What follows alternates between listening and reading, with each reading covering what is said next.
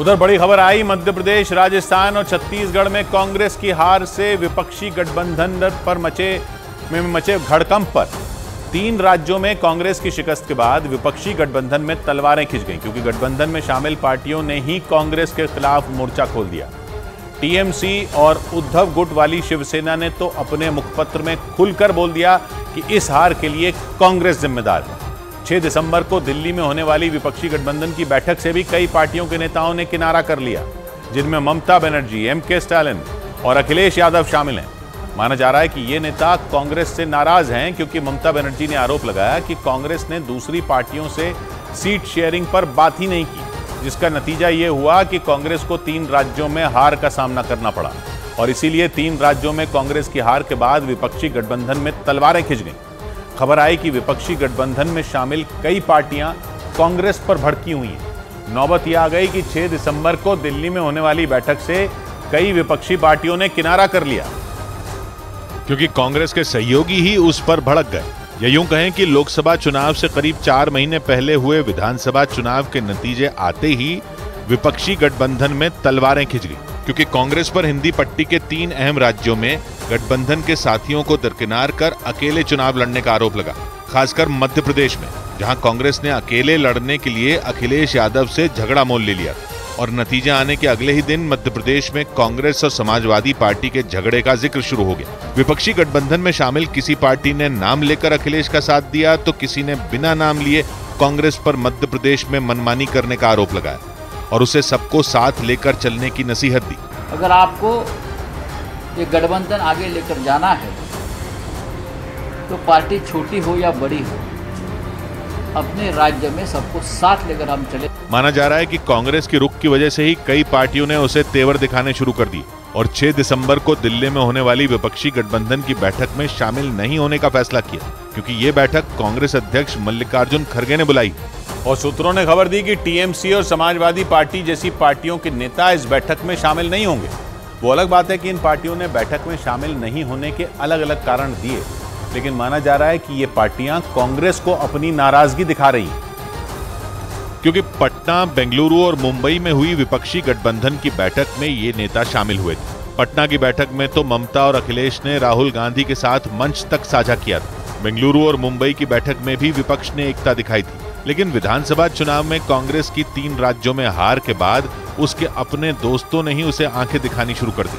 और सूत्रों ने बताया कि 6 दिसंबर को दिल्ली में होने वाली विपक्षी गठबंधन की बैठक में अखिलेश यादव हिस्सा नहीं लेंगे। एमके स्टालिन ने भी बैठक से किनारा कर लिया। उन्होंने तमिलनाडु में तूफान की आहट को बैठक में न आने की वजह बताया।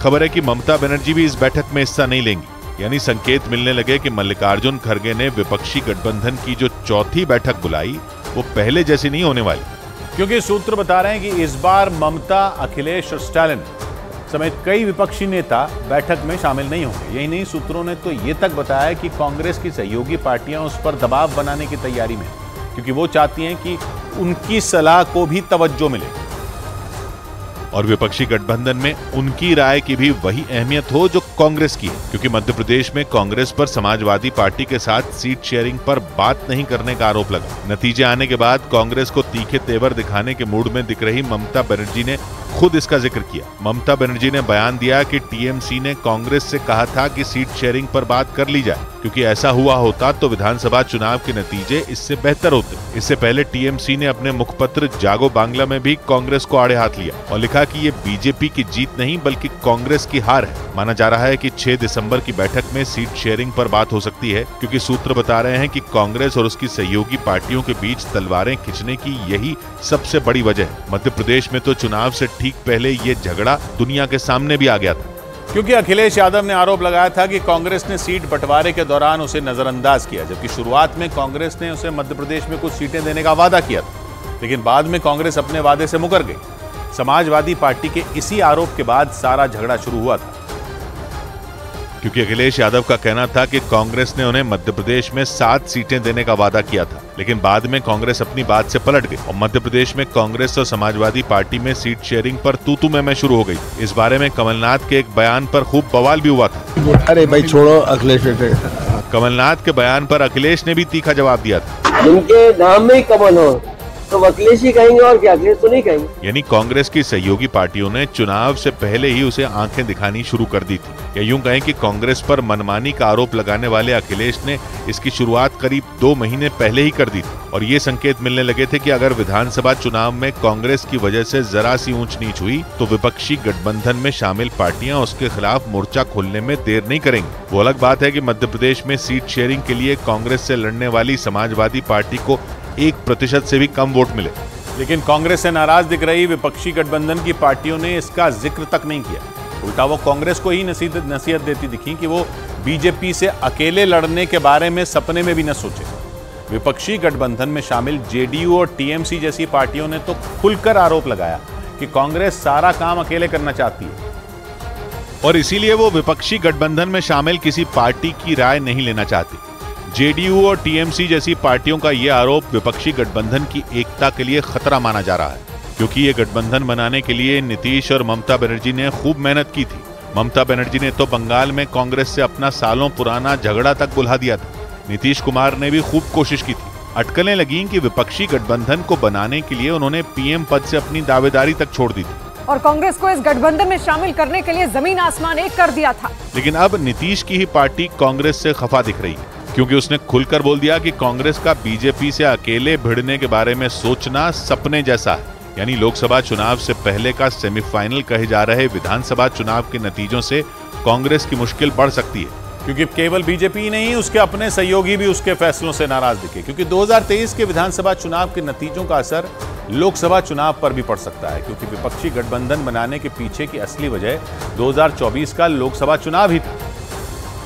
लेकिन मध्य प्रदेश, छत्तीसगढ़ और राजस्थान से कांग्रेस का सुपड़ा साफ होने के बाद कांग्रेस अपने ही घर में घिरती दिखी, क्योंकि कांग्रेस का दावा था कि मध्य प्रदेश में उसकी स्थिति मजबूत है, छत्तीसगढ़ और राजस्थान में भी वो दोबारा सरकार बनाएगी। लेकिन ऐसा नहीं हुआ, जिसके बाद उसके अपने सहयोगी कांग्रेस को विपक्षी गठबंधन की सबसे कमजोर कड़ी कहने लगे। नेशनल कॉन्फ्रेंस को तो कांग्रेस के मौजूदा प्रदर्शन की वजह से 2024 की चिंता सताने लगी। अगर आगे जाके भी यही हाल रहेगा तो हम शायद बच नहीं पाएंगे।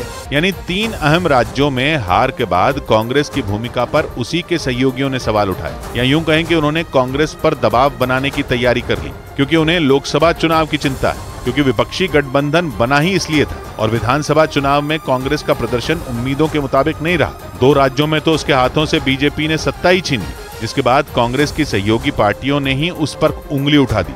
ममता हो या अखिलेश, सभी ने तलवारें खींच ली और कांग्रेस पर दबाव बनाकर अपनी बात मनवाने की तैयारी करते दिखे, क्योंकि इन पार्टियों को लगता है कि मध्य प्रदेश, छत्तीसगढ़ और राजस्थान से कांग्रेस की हार की वजह केवल और केवल उसकी मनमानी है